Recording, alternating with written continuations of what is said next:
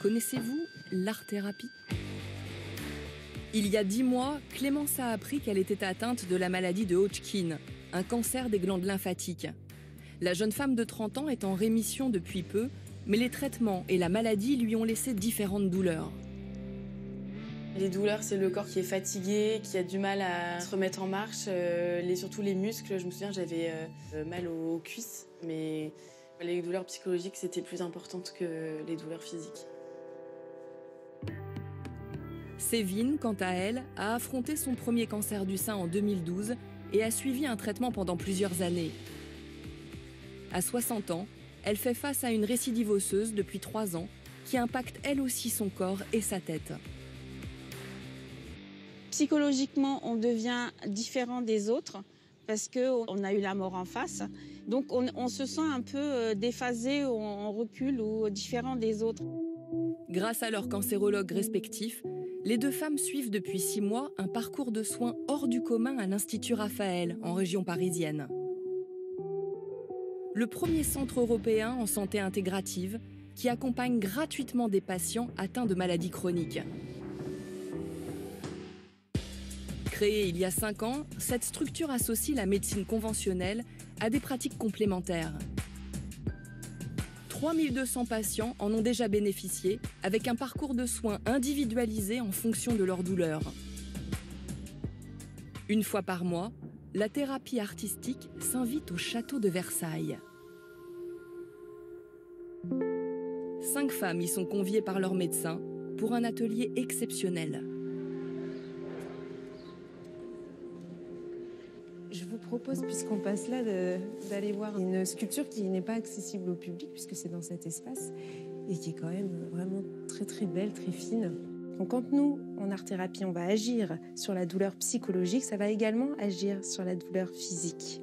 Allez, en route pour l'atelier, on est arrivé presque. Quand on a mal de façon aiguë ou chronique, cela génère d'autres types de troubles, comme des troubles anxieux, voire des troubles dépressifs. C'est à tout cet aspect-là que va s'adresser l'art-thérapie. C'est comment, de façon indirecte, on peut contribuer à ce qu'il y ait un mieux-être et à diminuer le vécu douloureux. Plus de la moitié des patients traités pour un cancer souffrent de douleurs articulaires et musculaires. Quant aux troubles anxieux, ils concernent près de 3/4 des patients. Et l'art-thérapie semble avoir un impact tangible sur ces 2 points. Bienvenue déjà dans cette salle qui est à nous pour l'après-midi et puis au château de Versailles. Se mettre en cercle pour commencer. Viviane est en charge des ateliers de théâtre et d'écriture. Agathe s'occupe du chant et de la musique. Donc j'amène à la fois le corps, le claquement de main et je dis mon prénom, donc avec la même énergie. Viviane. Viviane. Alors maintenant je dis le prénom de la personne à qui j'adresse. Ok? Sévine.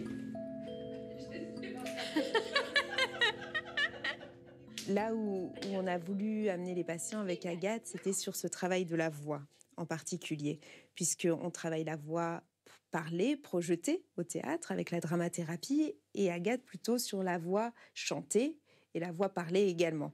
Je vous invite à fermer les yeux et à vous déposer à l'intérieur de vous. Voilà, on revient à l'intérieur de notre corps et on porte notre attention sur notre ventre et je vous invite à mettre la main sur votre ventre. Souvent, avec la douleur ou les contrariétés ou le stress, on a une respiration haute, qui est une respiration thoracique. Alors, on va toutes faire ensemble. Hey, hey! Hey, hey! Alors, hey, hey! Ouais, 2 doigts sous le nombril. Ici, ça. Chez beaucoup de patients, on va passer énormément de temps à restaurer cette capacité respiratoire pleine et entière. Viviane! Allez, Agathe! Face à la souffrance provoquée au quotidien par la maladie, les patientes ont bien souvent du mal à s'exprimer.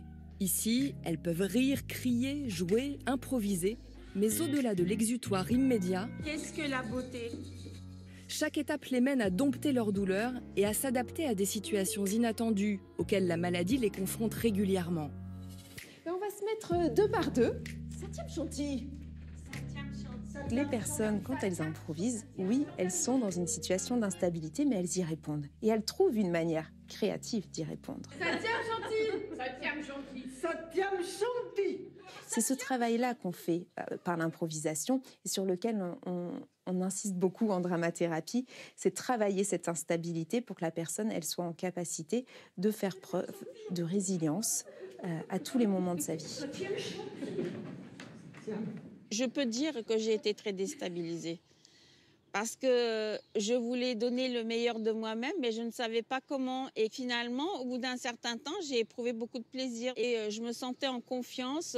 Quand on fait une séance comme ça, en plus à Versailles, on s'est tellement donné, on a fait tellement de choses et on a exprimé tellement de sentiments, d'émotions que effectivement, la maladie n'existe pas à ce moment-là. Toute l'après-midi, j'étais pas malade, j'étais pas timide, j'avais pas de douleur et finalement, je peux dire que oui, le parcours n'a que des bénéfices.